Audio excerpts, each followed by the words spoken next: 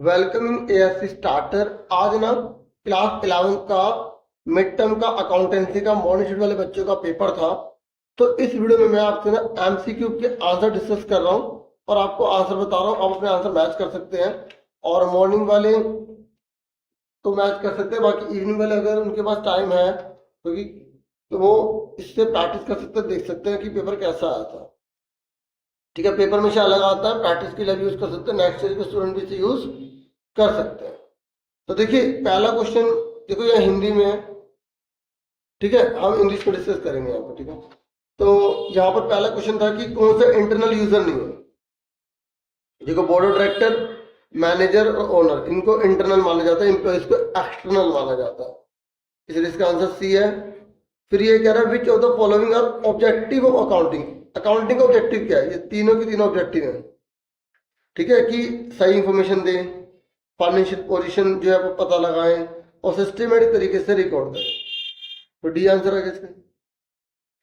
फिर कह रहा है अगर मुझे अकाउंटिंग की इंफॉर्मेशन को क्लियरली प्रेजेंट करना है तो मतलब वो समझ में आने लायक होनी चाहिए ना, तो वो अकाउंटिंग की कौन सी क्वालिटेटिव कैरेक्टरिस्टिक्स है? तो वो है अंडरस्टैंडेबिलिटी। और ये कह रहा है अगर ये नहीं करना तो ये कर सकते हो। ये कह रहा है कि कौन सी क्वालिटी होगी अकाउंटिंग की जिसमें हम अकाउंटिंग को जब प्रेजेंट करते हैं ना तो जो भी इंफॉर्मेशन चाहिए यूजर को वो सब प्रोवाइड करें। तो रेलिवेंस, तो यहाँ पर रेलिवेंस आए। ठीक है, क्योंकि रेलिवेंस का मतलब होता है यहाँ पर प्रासंगिकता, मतलब जो जरूरी है वो इंफॉर्मेशन सब उसको प्रोवाइड करता हूँ। फिर यहाँ पर मैचिंग करनी थी, तो देखो एक्सपेंस कौन सा, बैड डेट्स, लायबिलिटीज कौन सी, अर्नड इनकम, अभी अपने कमाई नहीं और आपके पास आ गई है, जैसे रेंट रिसीव्ड एडवांस होता है, रिवेन्यू सेल हो गई, कैपिटल फ्रेश कैपिटल इंट्रोड्यूस हो गई। तो इसका आंसर क्या है हमारा? सी। फिर उसके बाद नेक्स्ट है यहाँ पर पांचवा क्वेश्चन है। यहाँ पर ये कह रहा है कि अगर आउटस्टैंडिंग रेंट है तो अकाउंटिंग इक्वेशन में क्या इफेक्ट करेगा। देखो एसेट होता है, लायबिलिटी होती है, कैपिटल होती है ना।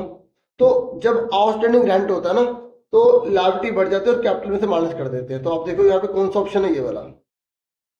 ठीक है, अकाउंटिंग इक्वेशन में से आया था, ऐसे क्वेश्चन एग्जाम में भी आते हैं, फाइनल टर्म में आपकी काफी हेल्प होगी। ठीक है, ध्यान से पढ़िएगा।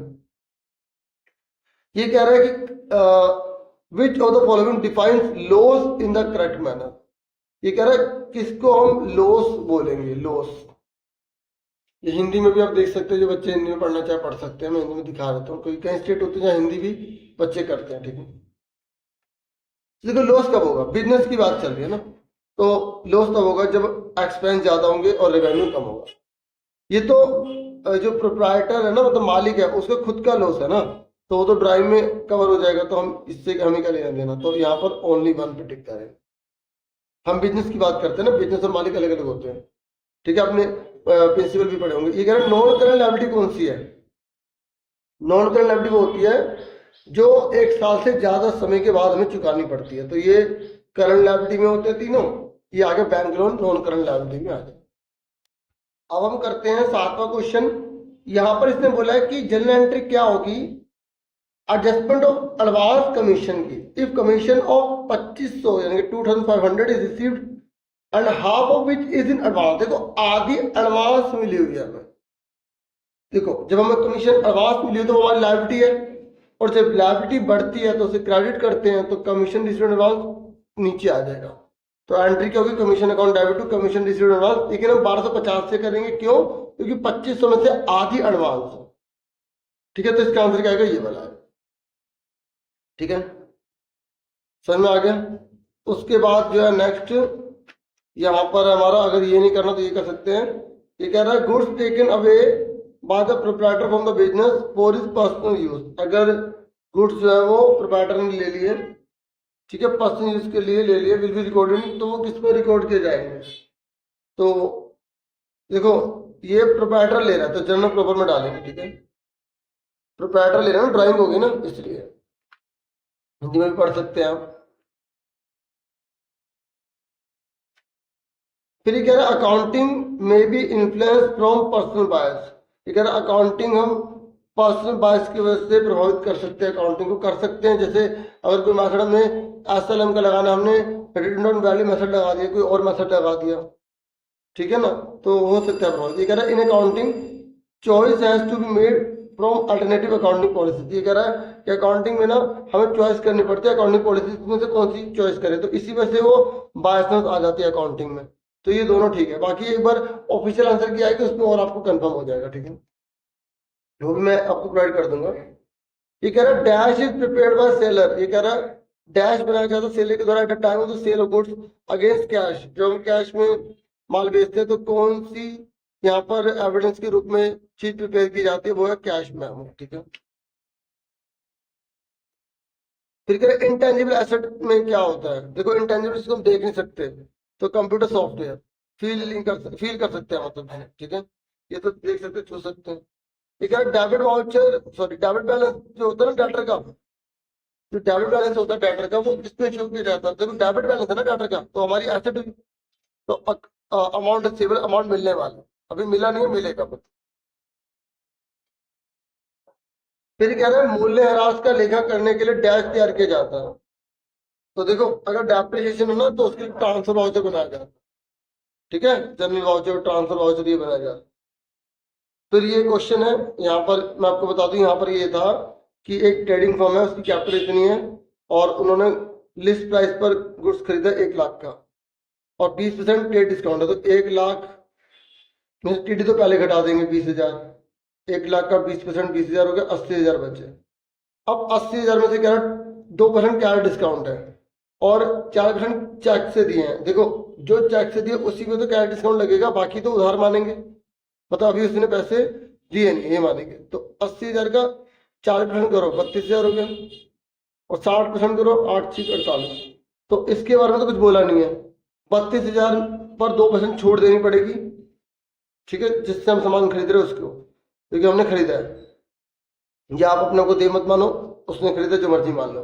तो 32,000 पर 2% कितना होगा, तो 2 दूनी 4 2 3 640, तो घटा दो 31,360, तो ये आंसर आ गया, ठीक है, ये हिंदी में पढ़ सकते हो आप, क्योंकि इसने बोला था चेक से कितनी पेमेंट की जाएगी। फिर कह रहा है कि आगे ही received cash from Jai for a bad debts return of last year amounting to ₹500। देखो जो पिछली बार हमने बैड डेट कर दी वो मिलेगा। जब बैड डेट रिकवर्ड की एंट्री क्या होती है, cash account debit to bad debt recovered account, तो इसलिए इसका आंसर क्या होगा, बी होगा। फिर ये कह रहा है अ डिसऑनर्ड चेक, एक चेक डिसऑनर था, तो ये कह रहा है इसे हम डेबिट में करेंगे। डेबिट में करने का तो मतलब आना हो गया ना, तो अब चेक तो डिसऑनर हो गया, अब हम पैसे मिलेंगे नहीं, तो करेक्ट होगा, तो ये एंट्री गलत है। ये कह रहा है cash book and maintain cash account is not record या नॉट ओपन इन लेजर, तो ये बनाते थे कैश बुक बना रहे तो कैश अकाउंट की हमें जरूरत नहीं है, तो इसका आंसर क्या है, बी, ठीक है। फिर उसके बाद 15 क्वेश्चन है, ये कह रहा है कि गुड्स परचेज ऑन कैश, जब हम गुड्स खरीदते हैं कैश में तो किस में रिकॉर्ड होता है, कैश बुक में होगा ना, कैश बुक में सारा कैश का सामान आता है। परचेज बुक में परचेज करते हैं, लेकिन उसका बिजनेस करते होना चाहिए और वो उधार होना चाहिए, ठीक है। फिर कह रहा है periodic total of cell book is posted, जो पूरी पीरियोडिक टोटल सेल हो जाती है वो फिर किस में ट्रांसफर की जाती है, सेल्स अकाउंट में की जाती है ना, क्रेडिट में, ठीक है। फिर ये 17 नंबर पे ये कह रहा था goods supplied from Chennai to Lucknow, जैसे देखो चेन्नई से लखनऊ एक स्टेट से दूसरे स्टेट में जा रहा, तो ये कह रहा है उसे इंटीग्रेटेड जीएसटी बोलेंगे, यानी कि देखो इन्होंने जानबूझ के फुल फॉर्म लिख दी और इनकी लिखी नहीं, तो बच्चे कंफ्यूज हो सकते हैं। ये आईजीएसटी की बात कर रहा था, ये बिल्कुल ट्रू है। ये कह रहा है आईजीएसटी जो है तब लगाया जाता है जब इंटर स्टेट सप्लाई होती है एक गुड्स या सर्विस की, तो बिल्कुल ठीक बोल रहा है, रीजन भी ठीक है, तो ए आंसर है।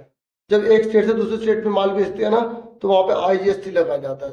देख लो कैसे इसने चालाकी करने की कोशिश करी है। फिर ये कह रहा कौन सी चीज ट्रू नहीं है, तो ये कह रहा देखो ये आसानी था कि ये कह रहा 100 डॉक्यूमेंट जो होते हैं ना वो सबूत के रूप में काम नहीं आते जब लड़ाई हो जाती है, तो ये तो गलत बोल रहा है ना, तो बी आंसर आ गया। कौन सा फॉल्स है, नॉट ट्रू मतलब फॉल्स, घुमा के पूछ रहा है, बच्चे कंफ्यूज नहीं होने चाहिए, ठीक है। नॉट ट्रू मतलब फॉल्स लिख लो, अब बताओ कौन सा फॉल्स है, ये वाला फॉल्स है, ठीक है। उसके बाद ये कह रहा है अगर ये नहीं करना तो आप और वाला कर सकते हो। ये कह रहा है a document prepare to authorise an expenditure, ये कह रहा है जो भी हमने एक्सपेंडिचर वगैरह करे हैं तो उसके लिए कौन सा डॉक्यूमेंट प्रिपेयर किया जाता है, इस पर एक बार मुझे कंफर्म करना पड़ेगा, ठीक है। तो एक्सपेंडिचर की बात कर रहे हैं, जितने सारे खर्चे वगैरह होते तो हम इसमें डॉक्यूमेंट की बात कर रहे हैं तो हम इसमें बिल देखेंगे या डेबिट नोट देखेंगे। एक बार इसको जब आंसर किया गया उससे कंफर्म कर लेंगे, या मैं एक बार स्टडी करके बता दूंगा, ठीक है। और बैंक ओवरड्राफ्ट जो है, बैंक ओवरड्राफ्ट ये पर्सनल अकाउंट में आता है, ठीक है। और अगर ये बैंक भी बोलते तब तो पर्सनल में आता है, ठीक है। देखिए फिर ये कह रहा है कि इनमें से किसको एसेट मानेंगे। जो एक्रूड इंटरेस्ट होता है वो एसेट होता है, बाकी ये लायबिलिटी है।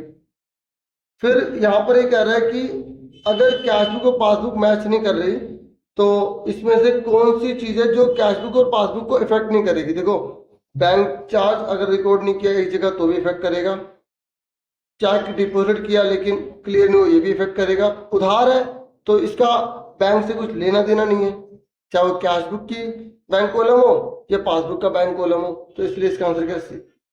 ये कह रहा है बीआरएस कब बनाया जाता है, हर महीने के एंड में बनाया जाता है। फिर देखो अब ये ना क्वेश्चन आंसर है, अब मैं इसको समझा नहीं सकता तुम्हें, सिर्फ आपको दिखा रहा हूँ, आप आराम से देख सकते हैं और इसकी प्रैक्टिस वगैरह करना चाहे कर सकते हैं। आंसर क्या आएगी आप उससे और मैच कर लीजिएगा, केवल एमसीक्यू मैंने इस वीडियो में बताने के लिए वीडियो बनाई थी, ठीक है। बाकी आप आपस में कमेंट करके डिस्कस करना चाहे कर सकते हैं। क्या सारा पेपर कमेंट करके बता सकते हैं, और क्या चीज आपको डिफिकल्ट लगी वो भी आप डिस्कस कर सकते हैं।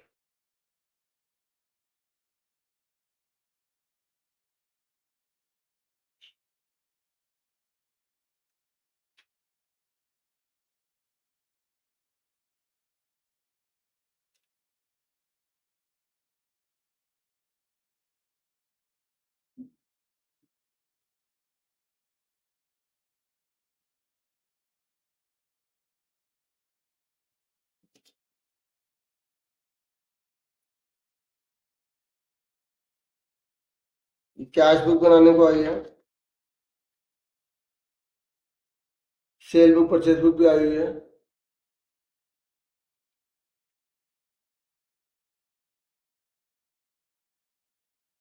और बीआरएस भी आया हुआ आप देख सकते हैं।